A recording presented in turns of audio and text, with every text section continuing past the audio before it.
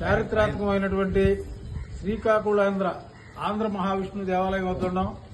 ఈ దేవాలయంలోనే శ్రీకృష్ణదేవరాయలు ఆముక్తమాలి అనే గ్రంథాన్ని ఈ మహావిష్ణువు కల్లోకి వచ్చి చెప్పిన దాని మీద ఆముక్తమాలి అనే గ్రంథాన్ని రచించారు. ప్రస్తుతం ఇక్కడ ఆముక్తమాలిద మండపం, ఏ మండపంలో అయితే కృష్ణదేవరాయలు ఆముక్తమాలిద రచించారో ఆ మండపానికి వెళుతున్నాం.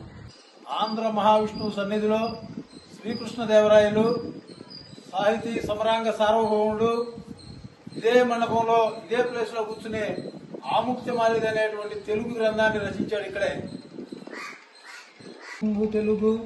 తెలుగు వల్లగుండ తెలుగొక్కండ ఎల్ల నుకులన్ గొల్వ భాషాడి దేశ భాషలందు తెలుగు లెస్స అనేటువంటి ఈ ఆముక్తమాలిద గ్రంథాన్ని, ఈ ఆముక్తమాలిదలో ఈ పద్యాన్ని ఉదహరించారు రాయల వారు. వారు విజయనగర సామ్రాజ్యాన్ని జైత్రయాత్ర చేసుకుంటూ కటకానికి వెళ్లి కటకాన్ని జయించి, అంటే ఇప్పుడు ఉన్నటువంటి కటకం జయించి వచ్చే మార్గంలో ఈ గ్రామానికి వచ్చారు. ఈ ఆంధ్ర మహావిష్ణువుని దర్శించుకుంటే శ్రీకాకుళంలో ఈ కృష్ణానది వరదలు అవటం వల్ల ఇక్కడే ఉండిపోవాల్సి వచ్చి ఇదే మండపంలో ఆయన విశ్రాంతి తీసుకుంటే ఒకరోజు రాత్రి కాకులేంద్ర మహావిష్ణువు కల్లో కనపడి ఆముక్తమాలిద అనేటువంటి పురోడకాయ కావ్యాన్ని రాయమని చెప్పి వారిని ఆదేశించగా దాని ప్రకారం ఈ ఆముక్తమాలిద గ్రంథాన్ని ఇదే మండపంలో రాయల వారు రచించారు. ఈ మండపానికి ఈ దేవాలయానికి ఉన్నటువంటి విశిష్టత అది. ఈ విగ్రహాన్ని కూడా ఏర్పాటు చేయడం చాలా గొప్ప. ఇక్కడ ఈ ప్రాంతంలో పుట్టినందుకు మేమంతా చాలా గర్విస్తున్నాం.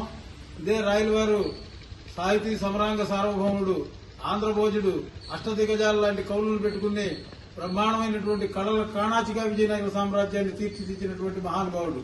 ప్రస్తుతం మనం రాయల వారి గురించి యాదవులందరూ కూడా తెలుసుకోవాల్సిన విషయం ఉంది. అసలు రాయల వారు ఏంటి తెలుసుకోవాలి. ఫస్ట్ రాయల వారి గురించి తెలుసుకుని అసలు మనకున్నటువంటి సామ్రాజ్యాలు, మన కవులు, మన పురాణాల్లో, ఇతిహాసాల్లో, భారతంలో, భాగవతంలో మన కులానికి ఉన్నటువంటి ప్రాధాన్యతను తెలుసుకోవాల్సిన అవసరం ఉంది.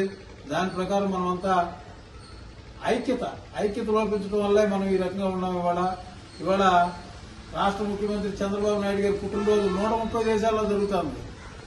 మనలో ఐక్యత లేకపోవడం వల్ల మన యాదవ వంశ తిలకమైనటువంటి ఆంధ్రభోజుడు శ్రీకృష్ణదేవరాయ జయంతి కూడా మనం చేసుకోలేని దుస్థితిలో మనం కనపడుతున్నాం.